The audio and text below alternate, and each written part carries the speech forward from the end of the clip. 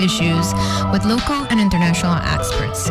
Make sure you tune in every Saturday on Cool FM from 9 a.m. to 10 a.m. Bye!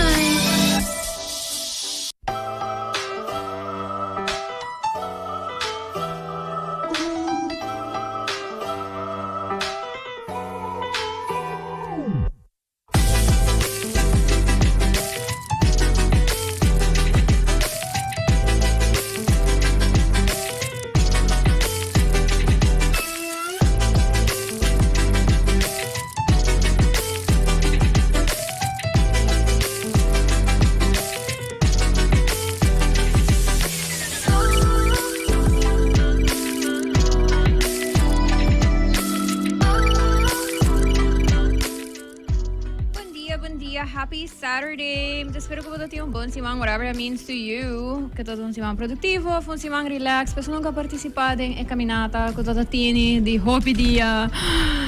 Ik espero que todo leuk voor você. Ik echt admirabel so commitment e perseverança. So kudos to you if you did that. Feliz weekend, me espero que o weekend começa bom, que está tranquilo, então que você looking forward para o weekend aqui. Me já escrevi isso que o episódio de vai estar na inglês, então diz me lo hasi e switch aqui. Reminder também que nossa live riba YouTube e Facebook de Kulefam e de Sincerely Carolina e que vou bahaya o episódio aqui back durante a semana riba Apple Podcasts on Spotify. So that's just, thank you to me awesome sponsors for allowing me to talk about whatever I want to talk about. Thank you to La Roche-Posay, to Gain, and to Total. I appreciate you so much. So I'm doing the switch now. A couple of days ago, I think it was Tuesday, it was World Bee Day, and I think the fact that we have international awareness day for this animal. I mean, we have like a couple for different animals, and I don't really know who makes these decisions.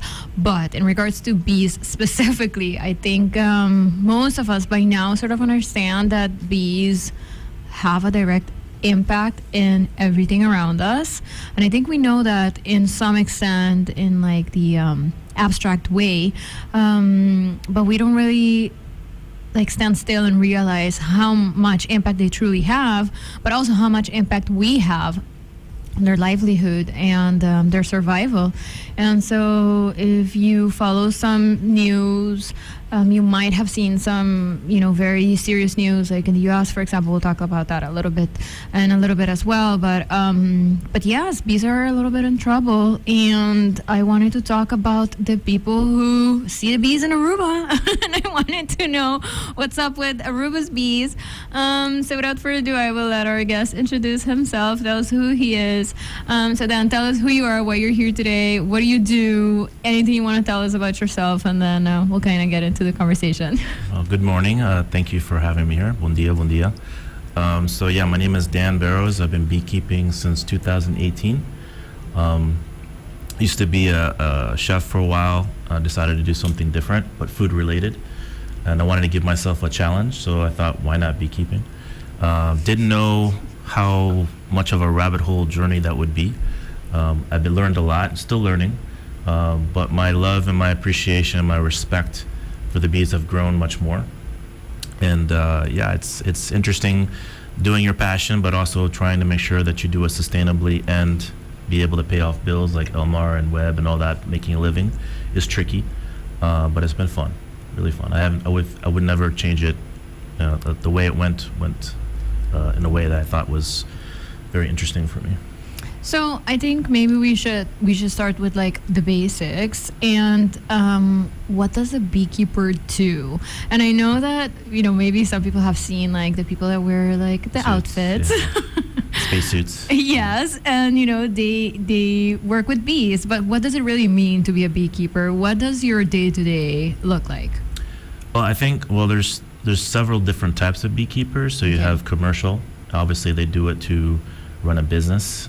They could have somewhere between 2,000 to 5,000 beehives, and they go around to different places, and they get paid by the farmers will rent the bees. Then you have the backyard beekeepers who do it for fun. So they do it as a hobby. They want to learn. They want to connect, and share the honey with friends and family and everything like that.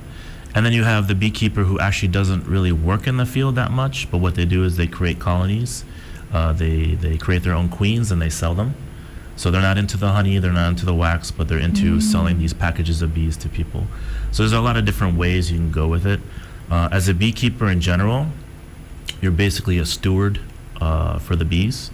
You try to make sure that the colony is happy, you try to understand, you try to connect, but you also are very much responsible for making sure nobody gets hurt and all those kinds of things. So there's a lot of responsibility behind that as well. So what type of beekeeper are you? Like, where do you categorize yourself? Yeah, that's interesting. So Aruba is small, and you have limited space and limited resources, but it doesn't mean that you can't make a business or do something that's productive. So I consider myself a hybrid. So I'm a little bit of this and a little bit of that. So when I started out, I looked at the prices of shipping down bee boxes from Amazon, let's say, for example, and it was expensive. So I was like, you know what, I'm better off buying a table saw. If it doesn't work out, I can always sell that, but not everybody wants to buy a bee box. So I started making my own bee boxes. So that in itself is already kind of like a carpentry area. And then trying to collect bees is interesting too, because you can have different types of situations. I have a bee vacuum, so you can actually vacuum up the bees. It doesn't hurt the bees, but there's different ways that you can collect the bees, and that's a whole process as well. And then maintaining the hives and understanding what makes them happy is also part of the business as well. So I make sure I put them in places where there's enough fruit trees, there's enough water, and that's not going to hurt anybody. And I limit the size of the hives, so if I feel a hive is getting too big, I can actually take out 2 or 3 frames without the queen being on it. And I have smaller boxes where I put the bees that are on those frames in there. You can create your own colonies as well, because you don't want to create these monsters of beehives, because it can get a little bit dangerous if people accidentally mess with it, Okay. So those things you have to worry about as well. So you call yourself an ethical beekeeper, and we had like a little chit chat before we started. And I mean, first of all, I'm allergic to bees. So like, I mean, and I'm not like severely allergic, but the way I find out is because like, we're with kids and kids like threw a rock at a beehive, and that's usually how a lot of people find out, right, as children. So I had a bunch of bees sting me at once, and I think anyone who would have a bunch of bees stinging them at once would have a reaction. But we were talking a little bit about how bees are different on the island, and I mean Aruba is different, and for those that follow my show, we've had Aruba Conservation Foundation a couple of times. We've have people that work in nature a couple of times. That Aruba just has like a very peculiar geographical situation. So like there is like a switch from being like, okay, I know bees exist in Aruba, and if I have some knowledge about nature that like our bees might be a different type of bee, then you will see in a different country. But then what does it mean to actually keeping them and then deciding to be ethical about it? I mean, I wouldn't know what that looks like. I would think, I mean, do I feed them flowers? Like, But I am interested because the fact that there is a distinction in being like an ethical beekeeper or not means that there are people or there are businesses doing it not ethically. So maybe can you tell us a little bit about what that looks like? Maybe not necessarily on the island, but just like internationally. In general. Yeah, so I got the idea of ethical beekeeping more from the Greek islands. So they have a lot of small islands, but they also have a lot of beekeepers as part of their tradition. So I learned a lot from them in terms of how they treat the bees and everything. And they sell honey, but they also sell other products as well. So they're very diverse in what they sell. So they're not focused on the honey production or the wax production. They have a very diverse portfolio of products that they make. And I thought that was really cool. But of course, beekeeping is one thing, but making products is another. And so that was a whole other thing that I had to learn as well. And what's great about it is that you start to understand that nature provides only a certain amount of material. So for instance, the bees will produce a certain amount of honey. It's seasonal. So with that, you have to make do with what the bees provide for you. And in my process, I only take out 70% of the honey. I don't take out more than that because I feel like the bees are my partners. So I want to make sure they have something. So it's interesting in trying to be a beekeeper, but also maintain your DNA as a beekeeper, but also make other products that doesn't put pressure on them. That's not the way I want to operate the business.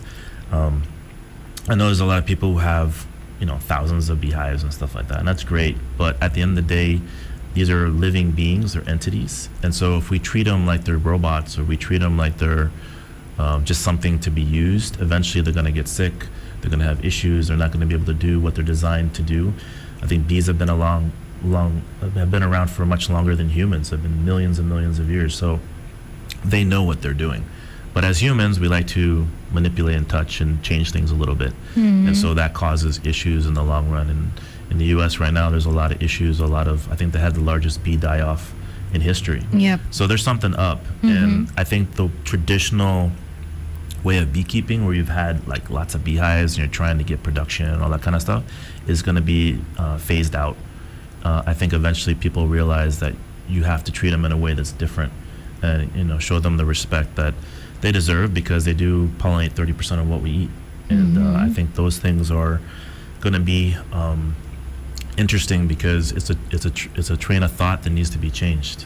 And as a business, of course, you want to make money, but not in a way that's going to hurt or affect your business partner. That's not the way I think is the most ethical way of beekeeping, in my perspective. So, you mentioned that you only take like 70% away from your bees. You also mentioned that you don't want to have like huge beehives, but also not have them compete with each other. So respecting their space and how they also like they're communicate with each other, because it's like, I feel like if you put like a bunch together, it almost feels like you're forcing them. You're stressing them. Yeah. They want to survive. They're fighting to survive. But if you have, in nature, I'll give you an example, you're not going to have 20 beehives next to each other. Okay. There's a reason why that happens.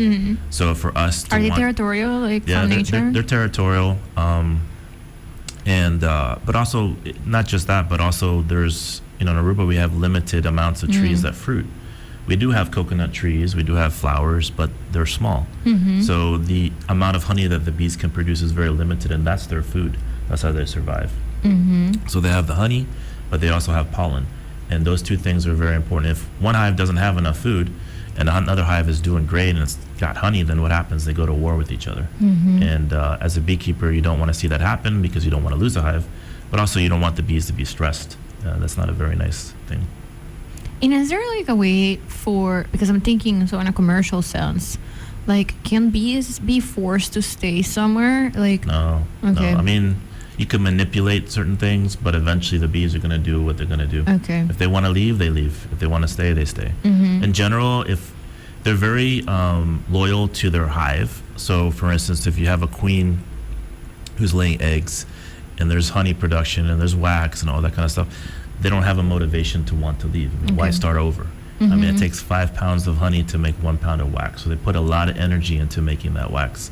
So they don't want to leave. But if they're like, hey, you know what, we have no other choice, we got to go, then they'll leave. And, I try to put them in situations where they don't have a reason to leave, but ultimately they can decide. I mean, it's not like I have a door and I can kind of lock them in at 6 o'clock in the afternoon and say, hey, you guys stay here. They do what they want to do, and that's the beautiful thing about them as well. So, okay. So there's this issue that happened in the U.S. and I know that there are big universities that said that they want to try to help figure out like what's happening. I don't know, for the people that follow U.S. politics, they know that there's also a lot of discussion in regards to that, like how much support is being put into best practices, etc. But a huge thing that they think has been driving, bee extinction or like, depleting beehives has been the commercial use of like pesticides and fertilizers, even things that we use in households. Or even plants that are genetically modified to have those pesticides in them, or a form of pesticide. That affects the bees as well, because they produce pollen, they produce nectar. So what does that look like here in Aruba? Because I mean, our landscape is very desertous, like that's it, and that means that like you said, the plants that we have that produce flowers and that produce like fruits are very specific. But we see that with more and more like building of houses and buildings, especially commercial buildings, there comes like commercial landscaping that comes with it, which usually does not contain, local plants, but they will bring in things that, look pretty. Decorative. Yeah, and that might mean, in a lot of cases, what I have seen is, especially if you bring like a lot of greens that require a lot of water, they will also require a lot of other things to keep them alive. What have you seen in your years as a local beekeeper? What is that doing to our island? Or have you seen like shifts from bees like moving away from certain areas? Like, does it affect them to have like these huge landscape changes? Yeah, so what's interesting about bees is that they're not picky. Okay. So this is a situation we're going to make it work. That's what I love about them as well. So if you have decorative plants that produce nectar, they're going to go for it. Okay. They don't care. They don't discriminate. Oh, you're not a Aruba tree, then I'm not going to go to you. So in a way, if it's a plant or tree that produces nectar, I'm all for it, as long as it's done naturally. Like, you don't give it fertilizer, you don't give it some sort of chemical to help it produce those because flowers. you can have like natural fertilizer. You can buy stuff that helps them produce flowers and all that. I had beehives in town by the cruise ship terminal, and they did awesome. They didn't need a lot of trees, but I suspect that, as I mentioned before, the bees are not picky, so they probably went to like Coke cans to get sugar or juices that have sugars. Because you do find them in trash cans sometimes. So they're not picky in that sense. The only thing... Does it do something to them, though? Can it make them, like, sicker or something, or no? Are they, like, super resilient? Yes and no. I mean, what's interesting is the nectar is what turns into the honey, but the bees will regurgitate that when they bring it to the hive. Okay. But it has a certain percentage of water. So through time, it has to dehydrate a bit. And so what they do, which is really cool, is that they'll go to different cells. And they don't really have a mouth, they have like a straw. So they will sip up some of that nectar and pass it over to another cell. So they're kind of recirculating that nectar, and they're introducing bacteria, yeast, and enzymes to it. So it becomes life. Okay. Now, if you have artificial chemicals and all that, I mean, I'm not sure how that would affect them. But through time, eventually, they're putting their spin on it. And I think that's interesting as well, because we have to be realistic. People are not going to stop drinking juice. And people are not going to stop drinking Cokes or other things like that. So the fact that they can use that as a resource, in a way, is kind of a plus. But, where they really get their protein from is the pollen. Okay. And the pollen comes from flowers. I mean, you're not going to have a pollen drink or a pollen coffee or something like that. So they do have to go to flowers to get that. So I would say 50, maybe 40% of their diet can be manipulated through artificial drinks, but for like pollen and stuff, they have to go to a real flower for that. So that's not something that we can manipulate. And do like non-ethical beekeepers do that? Like, do they feed them like? There's a lot of different things that they do. Okay. For instance, I'll give you an example. A queen can live up to 2 years, and she can lay up to 1,000 eggs a day. In practice, I don't know if you've seen that. Sometimes the queen will have a colored dot on their back. And that's to tell the beekeeper how old that queen is. Okay. And usually after the first year, they kill the queen and they introduce a new one. To me, I don't find that to be very ethical, but that's how they do it, because they're hoping that queen will be producing eggs all the time. The other thing they do as well is they have trucks that are just filled with sugar water. So they'll go to the different hives and just put in sugar water and feed them that way. Okay. And so if you are... Let's say you're going to living somewhere and all you eat every day is a ham sandwich. You can survive, you'll live, but are you getting the nutrients that you need? Are you getting diversity for your body? Eventually you're going to get sick because you don't have that necessary amount of vitamins in your body to protect against getting the flu or something like that. And that's what's happening with the bees too. Yeah, and that's what I'm thinking. So there is a difference between like, okay, they'll go for like a Coke can or like, a juice box once in a while versus that being like their 100% diet. Yeah. And I think that it's interesting to see how nature also adapts very well to us, right? Because that's a huge way of them adapting and not just being like, I'm not going to do this. But they do make use of it. But then we do see the impacts of kind of in mass cases. So like we saw in the U.S. And that's complicated because it's a lot of different factors. I mean, you're talking about people trying to produce more food because there's such a high demand, but we're kind of killing ourselves doing it, you know. So then maybe there needs to be a reset in that as well. It's easier said than done. Okay. I mean, I'm not trying to be an advocate for like we got to change and all that, but I try to be realistic, and you have to look at the short term and the long term. I know in Holland they had a lot of issues because the farmers were farming one way, and then the government came in, and now they have to be more sustainable in their farming practices. Okay. But if you're growing trees or you have certain crops that may take months to years to be able to produce something, you know, the farmers, they need to eat, they need to you know, pay for things, and so that's a tricky, slippery slope. But you know, the thing about here is that even though for a very long time we've talked about let's do agriculture, let's make it one of our pillars of the economy and all that stuff, it's for whatever reason we haven't gotten as far as we want to. So here we don't really have that issue with so much with you know, having genetically modified seeds, maybe with pesticides, but it hasn't gotten to a point where I feel it could affect the bees. So and that's a good thing in a certain way. But once we get more into it, eventually we have to make sure that when we do start doing farming, it's in ways that, yes, we can do hydroponic, we can do aquaponic, we could do a lot of different things. But if you don't make these areas that have trees and have flowers for the bees in terms of diversity, then we're going to get the same problems we got in the U.S. And I'm not sure that's a solution. No, definitely not. But you also mentioned demand. So, I mean, if I think of myself as a consumer, I like honey, but I don't like it to the extent where I use it in everything, and like I'm constantly buying honey. Like I'll buy, you know, honey, and it lasts me a while, which also makes that I make conscious choices about the honey that I buy. Then I try to either buy local honey, or, you know, I will read the label because I don't mind paying a little bit more since I'm not using as much of it. But I can imagine that if you are putting honey in everything that you eat every single day, you're going through it much faster. And then you might, you know, start making decisions based on like financials. And yeah. What's a cheaper version that you can get? Exactly. And that might mean that you're contributing to maybe like unethical ways of not even honey, because a lot of people end up buying products that aren't really honey. Yeah, so for the fact of the matter is that there's not enough bees to produce enough honey for everybody. So obviously you're going to get businesses and countries that might be cutting corners a little bit.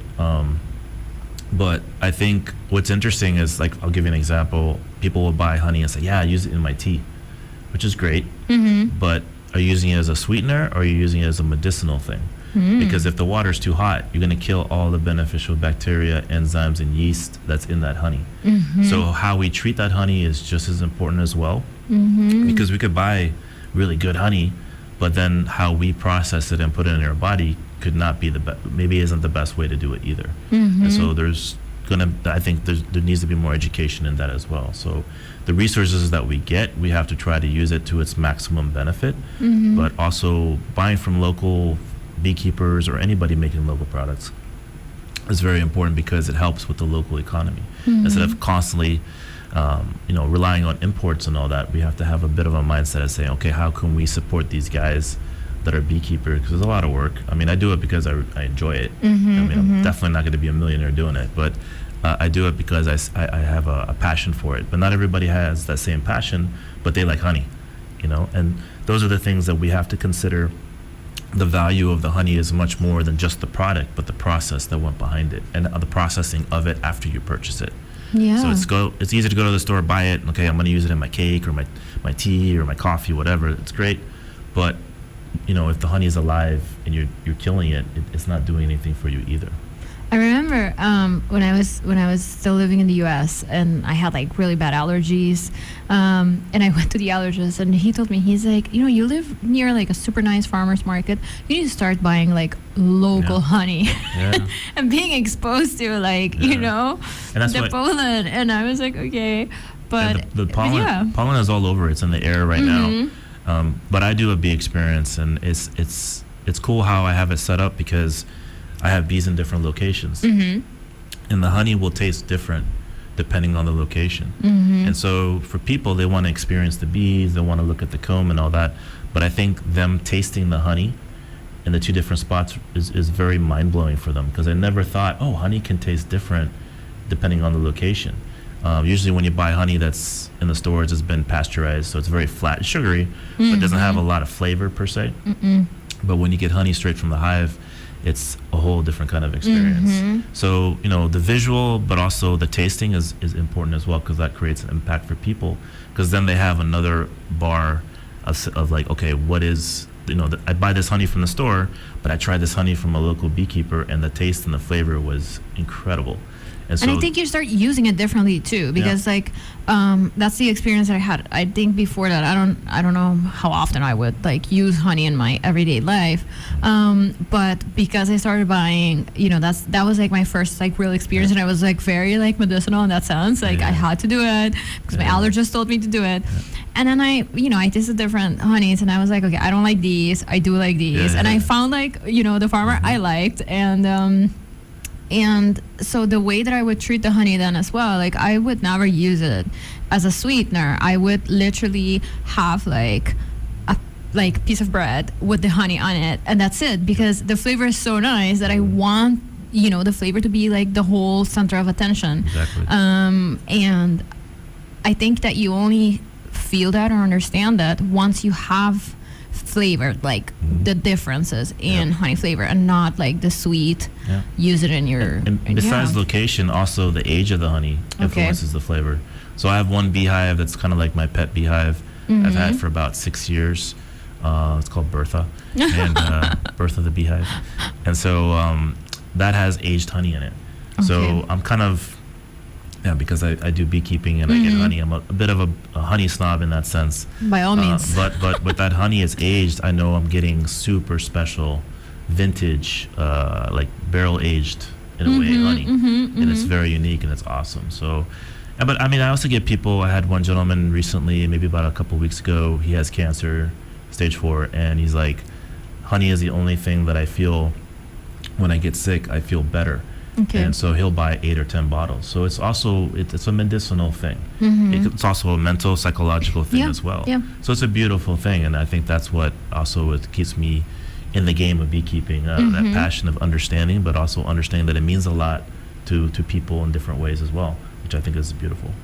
So if we think about, you know, this conversation and like having these experiences that have made you as a beekeeper, of course, you know, you value bees and you value what they produce, but to like everyday people, like how do we get people to understand that, you know, bees are not there just to produce this thing that we like to consume, but yes, we should enjoy it when we have access to it, but that it's not supposed to be something that we just have like immediate access to all the time, and that we should think about it a little bit more, and you know, I guess sort of changing the idea of it being like this convenience thing and more into being like something to enjoy and to savor and to appreciate the kind of work that goes into it.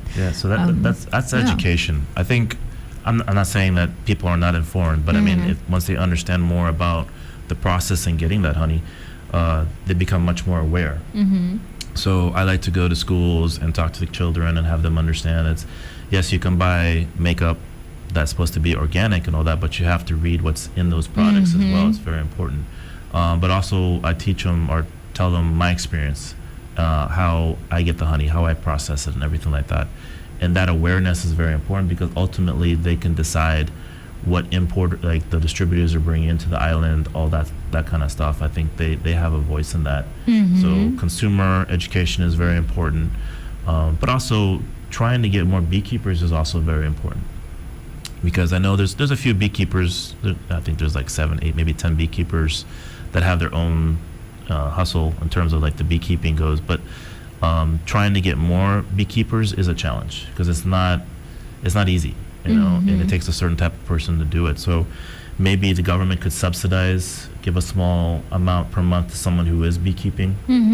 Maybe 500 guilders for nothing big. I mean, I'm not talking like 2,000-3,000 guilders, but something that at least they can cover their cost of fuel, their time.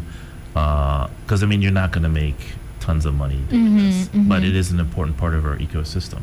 And the more we know about bees, the more we can understand. Okay, what's the best way to create housing projects? What's the best way to make sure that we have space for them as well? And a lot of people, when they see the hive or they see bees, they get scared, like, oh, they're going to attack me. Which is possible, they could. But at the end of the day, they're Realistic there. fear. They're there, and it's a beautiful. I mean, I get people that call me, I have bees in the tree, and I say, well, you're calling me because you want me to take the bees away? Like, yeah, can you move them? Like, was it near your house? Are they bothering you? Whatever? No, not really, but they're there. You're beekeeper, so you should take them. No, they're supposed to be in nature. If anything, we should have as many bees in nature as possible. And that's one of the things I learned as well is, even though I'm a beekeeper and I have this, I'm supposed to be doing things a certain way, like you have the bee boxes and all that kind of stuff, but it doesn't mean that we shouldn't have more bees in nature as opposed to having them in boxes, because that goes back to manipulating them and taking resources from them in an environment that's already very dry, and those things, it's education, just teaching people about it. So what about if there are people who are like, okay, I landscape my house in a way that I have a bunch of flowers, so I notice that I have a bunch of bees, and maybe I do want to get into it a little bit. Like, what goes into being a backyard beekeeper? Like having one box, or like just trying to. It's tricky because the way we have our houses set it up is very close to each other. Bees can fly up to 2 kilometers radius. Okay. So if you're in your yard and you have a neighbor, it doesn't mean the bees are like, oh, I'm going to stay here. This is the owners of the house property. I'm not going to go over there. So you're going to have those issues as well. Also, bees do funny things depending on the time of day. Okay. And also if there's issues in the hive. So it can be very shocking to see a big hive swarm or have a bunch of bees coming back home after a day of work. I've seen that. Yes, very intimidating indeed. The other thing too is if one bee, let's say you have a pet, and just happens to get stung by a bee, it releases pheromones to the other hive. Say, hey, listen, this is a problem. We got to deal with it. So they'll start attacking that animal as well. So it's very tricky having bees in an urban environment. I had a situation once where I was taking a hive out of someone's house, and I asked the owners of the house to write a letter and tell all her neighbors that I'm going to be doing this on this day at this time. So all the letters got sent out, and she assured me that it happened, and so I started working on the beehive. And one of the owners... It's like a large beehive? Yeah, it was a fairly big one. Okay. And there was the owner of a house, but he had an apartment in the back. And the person renting the apartment had dogs in cages because the dogs didn't get along with each other. Okay. So as I'm working, I start hearing these barking and yelping. And then I looked over the fence, and the dogs were getting attacked by the bees. So yeah, it can be a stressful thing because you don't want to see an animal die either. No. So those things are very tricky. That's why it's important. I know there's supposed to be agricultural land, and there's people that have land in their name. But I think what would help is if we say, hey, listen, regardless if you're doing anything with the land, maybe you have it just to put some trailers on it, or have some cars on it, or you just like nature and you're keeping it for your own, personal reasons. By law, if there's a beekeeper who wants to put beehives on your property, no questions asked, he can do it. Really? I think they should come with a law like that. You think? Yeah, okay, I wish there was. Yeah, okay. I'm like, no is there? No. I wish there was, because at the end of the day, that's land that belongs to the government, belongs to Aruba. So we have to try to maximize as much as we can from the uses of the land. That means putting beehives in those locations because you have people who are beekeeping. I think that should be something to be considered. Because I have different locations with hives, and I deal with 12 sets of different people. Okay. And most of them are very cool. Most of them, I give them 10% of the honey production. So I get a certain amount and they get a certain amount. So it's my way of paying the rent of the spot. But it sometimes you get people who have very high expectations, and they would like honey a little more consistently, or they feel maybe they didn't get enough honey, or that they didn't get any honey at all. And that causes a little bit of stress for me because there's nothing I can do to change that. To force them to create. Do what they do. So if you have a place where there's no set expectations, things happen at your own pace, at your own time, that also makes it a little bit easier, because it's difficult to deal with situations where it creates an uncomfortable environment for you to work in, and it doesn't motivate you to want to do it. And I think those things we have to think about as well. Yeah, that's very interesting. And so I do want to talk a little bit about the business aspect of it, because I think that we talked a little bit about people when they find out like something new, they get excited and they're like, oh my gosh, this sounds fun and interesting, and then there's like some buzz around it, and then it kind of like when they realize maybe how much work something takes. But you have decided to make this like your whole business, but like you said, there's no like consistency in production necessarily. These are animals and they'll do what they're gonna have to do, but also environmental factors also kind of impact that. I'm assuming rain and stuff like that. What is it like to make that decision to do this like full time and then be like, okay, I'm gonna make a business out of it? And what does that look like, and what challenges do you face? So I tell people everybody has a journey, right? Okay. Everybody has certain things they want to accomplish in life and certain passions. Maybe they have certain curiosities, maybe they're passionate about something but they're not sure it's really for them. So what I tell people is, in my situation, I was lucky because I had some money saved up, so I could spend a year just kind of like tinkering and trying to learn and everything like that. But eventually it has to start making money because I don't have money forever. So in those situations, you have to be practical and be honest with yourself. How far are you willing to go to make it work? And sometimes you may not have that recipe that works, whether it's whatever business you get in. But to make slow, incremental steps. So for me, I was like, okay, what's my first goal? Then what's my second goal? And what's my third goal? And that's how I did it. Some steps went faster than others. Some took longer. Some of it was more complicated. But in my situation, I was able to find that balance where I wasn't putting pressure on the bees, but I was able to make a living selling other things like soaps and balms that allows me to keep doing beekeeping because I'm not subsidized. So that was a very important part of the business for me because it makes it more of a realistic venture. But yeah, I mean, it's like I said, it's just whatever you're passionate about. Eventually, you're gonna make it work if you keep at it. And it's easier said than done because you have stuff you have to pay and you have certain pressures in life, maybe with kids and other things, house payments or something.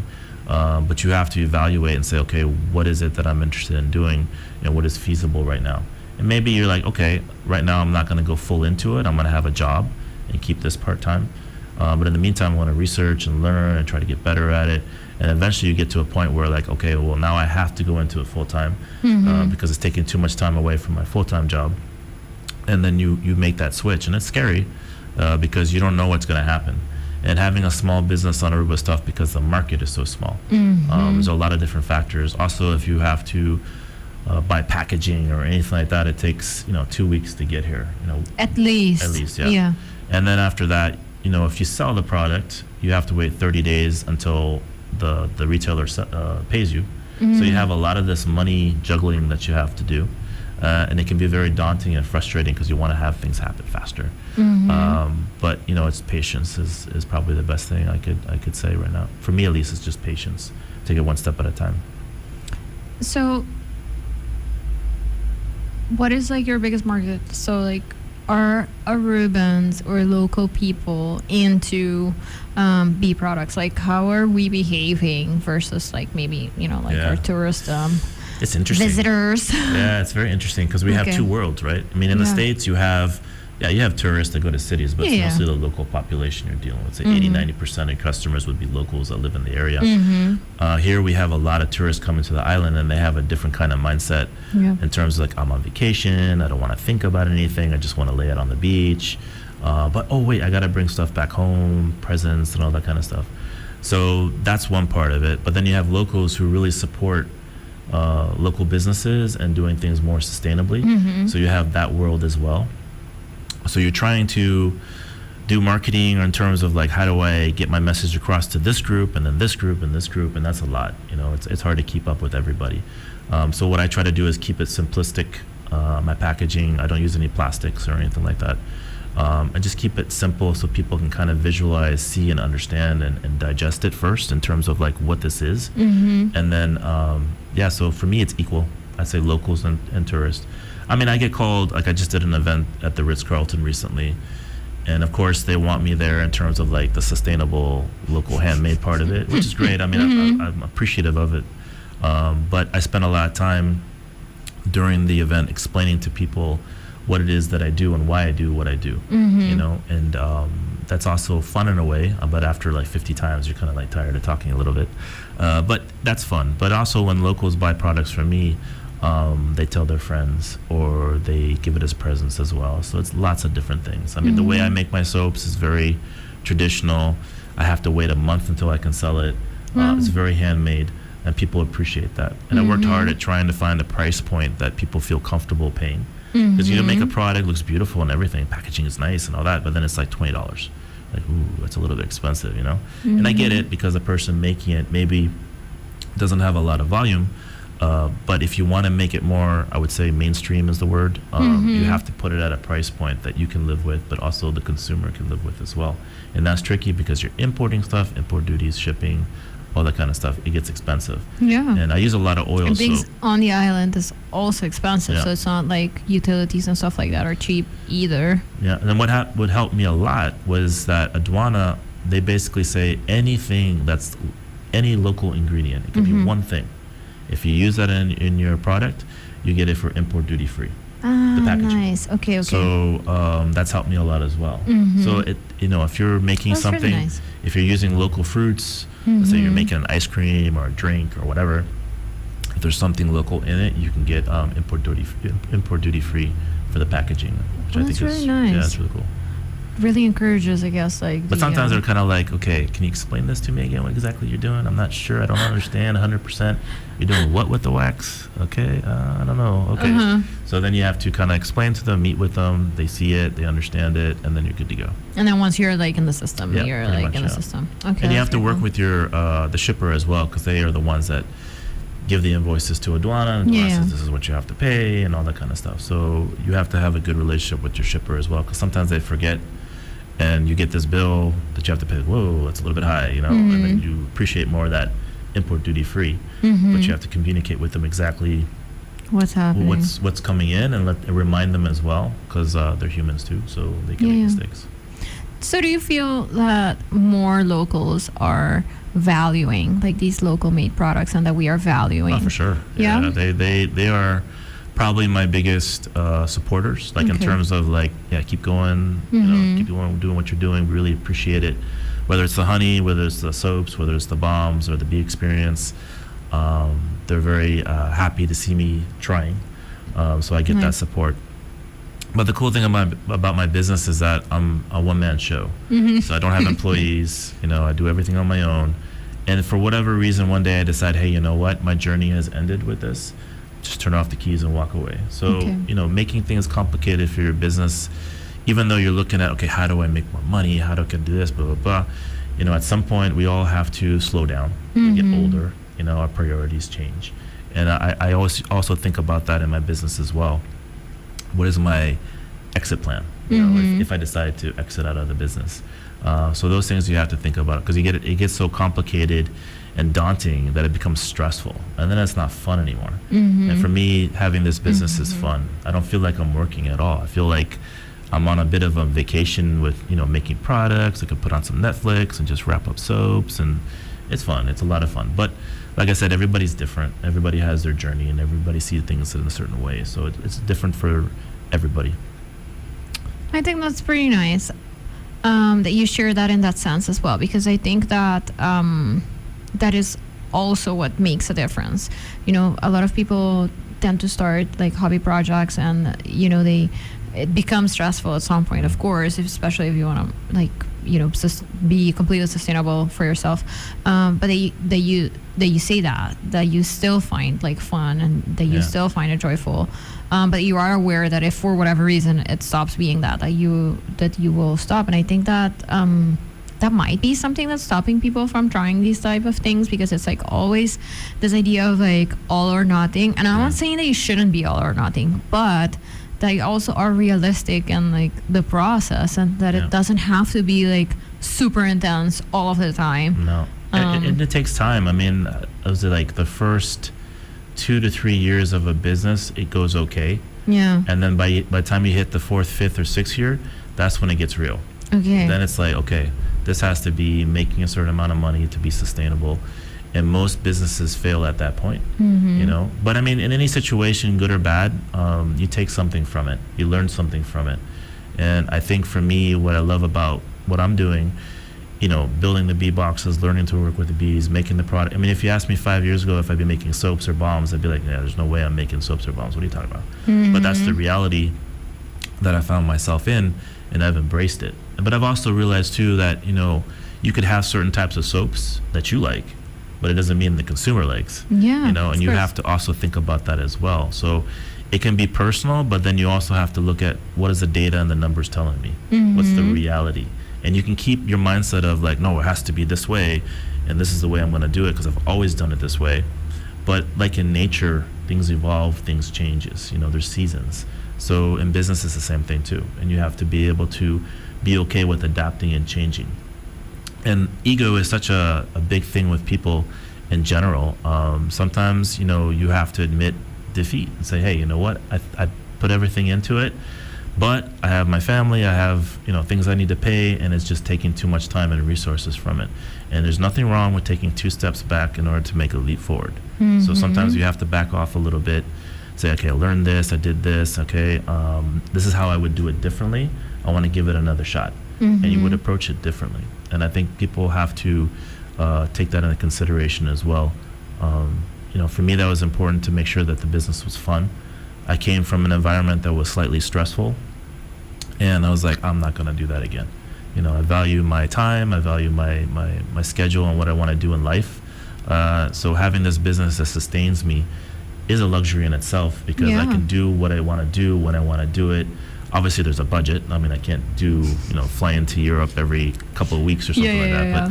But, you know, within limits, I can live a certain lifestyle, which is also very cool because life is short. I mean, we spend a lot of time from the age of, let's say, 18 to like 65, just basically working or doing something that, you know, most people work for companies. Yeah. And by the time you're like, hey, you know what? I actually wanted to do something different. You hit that point where your body's like, you know, you can only do so much. You know, you can do certain things, but you can't do it like, you know, you were 20 or 30 years old. Yeah. So that's also important to keep in mind. I get people that do the bee experience and they're accountants or they're lawyers or they're in some sort of corporation or something. And they're like, yeah, I'm thinking about moving to Portugal, or I want to do something different with my life. And I tell them, I said, listen, you have that voice now in your head, but you think it's going to go away. In time, it's not. As you get older and as time passes, it's going to get louder and louder and louder. And then maybe like even a little resentful then because then it's going to be felt with regret because you didn't do it when you know were fitter or you had that opportunity because you didn't have children at that moment or you weren't married. So I think for me, you know, this experience was very much a challenge for myself, but I have a deep appreciation for the whole process, good and bad. And I made a lot of mistakes, but that's part of the journey. And I think in life, you have this opportunity to create a story for yourself. And I'm not a very religious person, but I think things happen for reasons. Yeah. So I follow that game plan, and I take it as it comes, you know, but always with the mindset of, okay, what makes me happy? You know, what's best for me? Because at the end of the day, that's the person that you have to live with no matter what. I mean, you could be married, you could be this, you could be that, but you live with yourself every day. And that's what you have to deal with every day. So if you're not happy, you're going to feel it. And that causes mental health issues, that causes depression, that causes a lot of different things. It gets very complicated very quickly. But, you know, I'm a big advocate for doing what you enjoy doing. And the money part, yeah, it's important, but don't make that the reason because money is not going to make you happy. You might get little, distractions with money, but ultimately, you know, you're living with yourself and you have to deal with those feelings that you have inside, and money's not going to fix that. I love how like your bee experience, like your bee journey kind of like give you this perspective because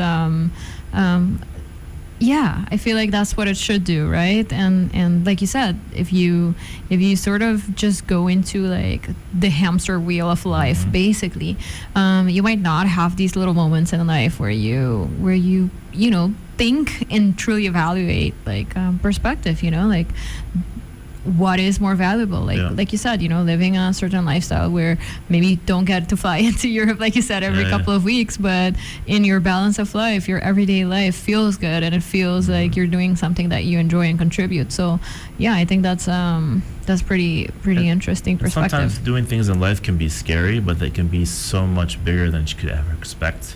Like the bees, I was like, okay, bees, put them in a box, honey.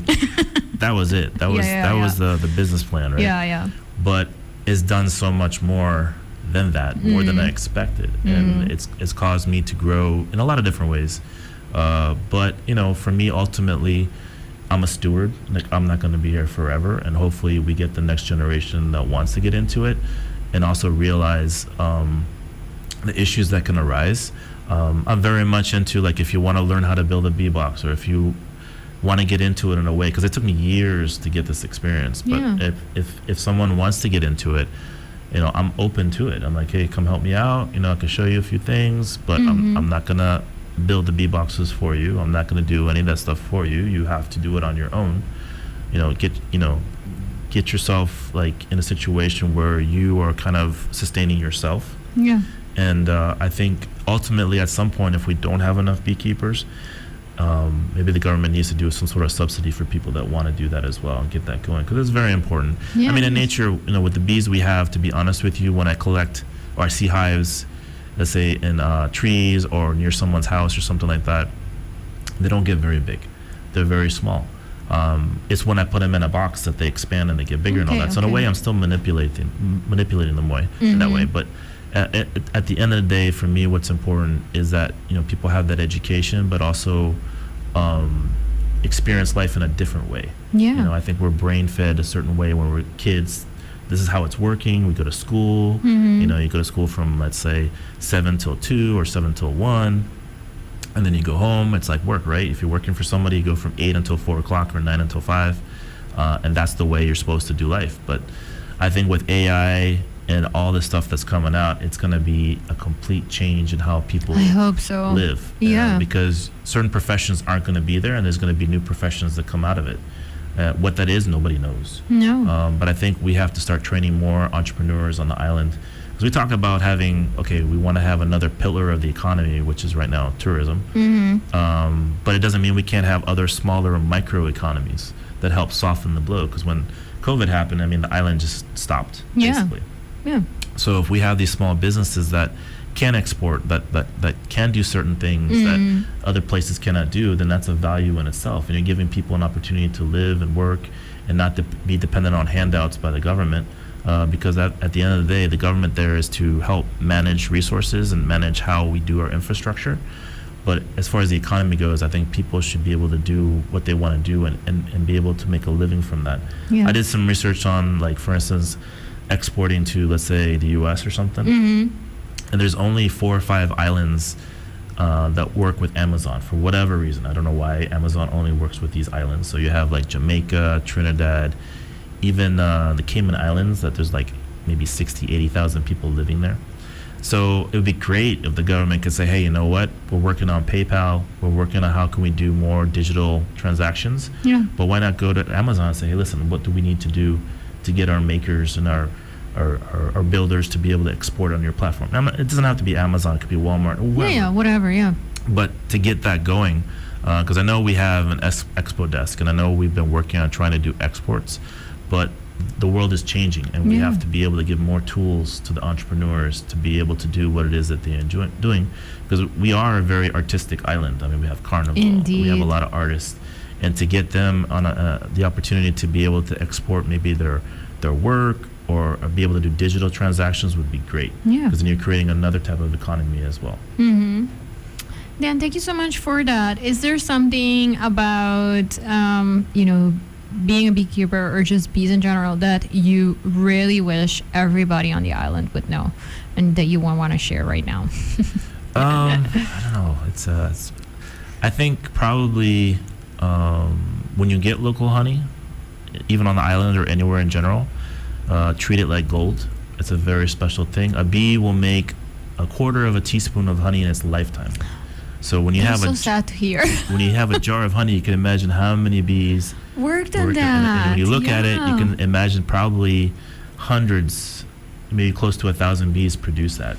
So the energy and the life form that was there producing that honey is incredible. And I think to have more of appreciation of the product, I know it tastes good, I know all that stuff, but the process behind it took a lot of work. And I think for me that's very important. Obviously also, appreciating bees in general, but when you get that honey, treat it like it's something super special, because it is, especially in this environment, because we don't have a lot of fruit trees and all that's in nature. So the amount of time they put into it is a lot. Thank you so much. My pleasure. For having this conversation with me on a Saturday morning. Yeah, that was fun. I appreciate it. And if anybody just like tuned in towards the end, do not worry. You can rewatch it in a little bit on the YouTube and Facebook of Cool FM and Sincerely Carolina, and you can listen to the audio next week. Once again, Dan, thank you. If people want to find you, where can they find you? So I have a website, ecolivingaruba.com, and I have a bit of a home store, but just send me an email or a message on the website. It's easier. And then, I can answer any questions. And if they would want something like a bee box, because I got that as a question. Yeah. If people would want a bee box, can they reach out to you if they want the bee box? So I've decided to limit the amount of beehives I have out there. So I'm actually at this is as far as I'm willing to go with that. Okay. I wish I could do more, but I realize in my situation, in my happiness journey in life, I only want to have a certain amount of hives. So I have a waiting list, so I could put them on the waiting list. But for right now, I'm not expanding more with the beehives. I already have a lot going on. So. Okay, thank you for that. I will let them know. Cool. All right, awesome. So I hope you learned something new. Al cominciamento di episode aqui me avisa quando non si lo tava piano na inglês. Desi wa escucha my media episode não tô encontrando mesmo de como se piano inglês. I said that at the beginning. I hope you learned something. I learned a lot of interesting things. I do enjoy honey, and I appreciate bees, even though I am very scared of them, but I'm not scared of them like their existence. I like to appreciate them. I think they're so cute. I just don't want them stinging me, so I just stay away, don't do anything that might upset them. But so thank you, Dan, for spending this time and just kind of like explaining it a little bit to us. It was World Bee Day on Tuesday, if you didn't know.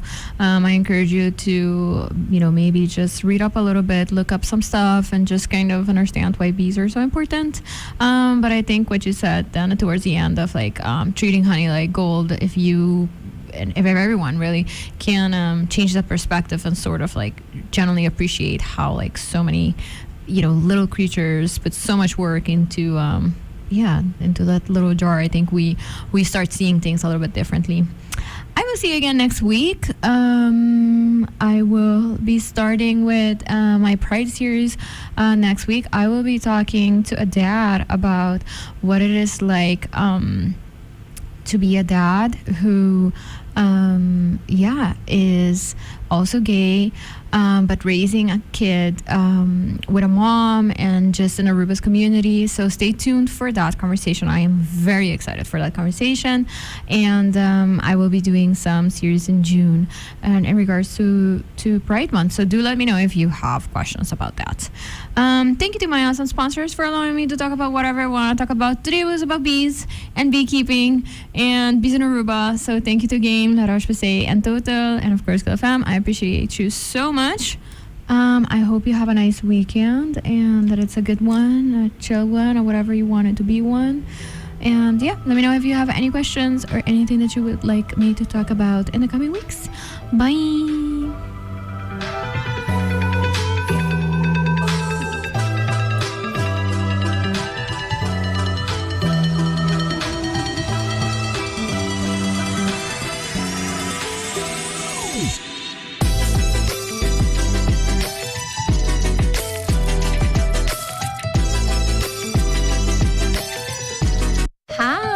I'm Carolina, and I am the host of Sincerely Carolina, a series of educational conversations about current social issues with local and international experts. Make sure you tune in every Saturday on Cool FM from 9 a.m. to 10